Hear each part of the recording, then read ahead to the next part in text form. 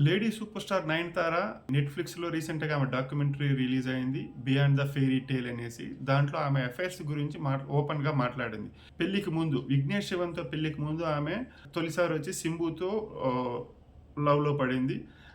అంతా పెళ్లి చేసుకుంటారు వీళ్ళిద్దరూ అనుకున్న టైంలో వాళ్ళిద్దరూ బ్రేకప్ అంటే ఇద్దరికి చెడింది. తర్వాత మళ్ళా ఇండియన్ మైకేల్ జాక్సన్‌గా పేరు పొందిన ప్రభుదేవాతో మళ్ళా ప్రేమాయణం నడిపింది. వీళ్ళిద్దరూ కూడా పెళ్లి చేసుకుంటారు. వాళ్ళు పెళ్లి పీటలు ఎక్కుతారని అందరూ భావించారు. కానీ మళ్ళా ఏమైందేమో కానీ మళ్ళా ఇద్దరి మధ్య అంటే ఇద్దరు పెళ్లి చేసుకోలేదనమాట.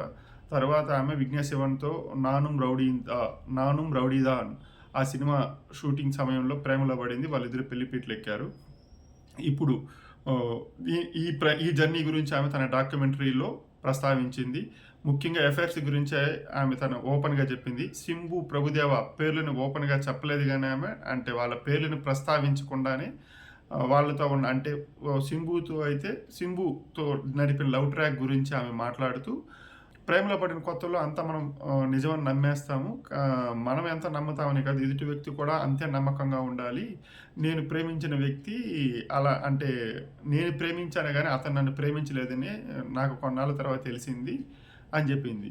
తర్వాత ఇక ప్రభుదేవ గురించి మాట్లాడుతూ ప్రభుదేవాతో అంటే ప్రభుదేవ పేరు గూడా ఆమె ప్రస్తావించలేదు. ప్రభుదేవాతో లవ్ ట్రాక్ అంటే ప్రేమ తరువాత ఆయన ఒక కండిషన్ బెట్టాడట. అంటే సినిమాలన్నీ మానేయాలని కండిషన్ పెట్టాడు పెళ్లి చేసుకుంటే అనేసి. దానికి కూడా ఆమె సిద్ధమైంది. 'శ్రీరామరాజ్యం' బాలకృష్ణ గారితో చేసినటువంటి 'శ్రీరామరాజ్యం' మాత్రమే తన లాస్ట్ సినిమా అవుతుంది అనేసి ఆమె చాలా అప్పట్లో భావించిందట. కానీ ఏమైందేమో తెలీదు గానీ చివరికి వాళ్ళిద్దరి మధ్య అసలు ఆ గొడవ గురించి ఆమె ఎక్కడా ప్రస్తావించలేదు గానీ మళ్ళా ప్రభుదేవతో కూడా ఆమె బ్రేకప్ అయిపోయింది అసలు. తను అంటే అటువంటి వ్యక్తుల ముందే అంటే తను ఎక్కడైతే దెబ్బతిన్నానో అక్కడే ఎదిగి చూపించాలి అని జెప్పేసి ఆమె తన సెకండ్ ఇన్నింగ్స్ స్టార్ట్ చేశానని జెప్పేసి తన అఫైర్స్ గురించి ఆమె ఓపెన్‌గా జెప్పింది.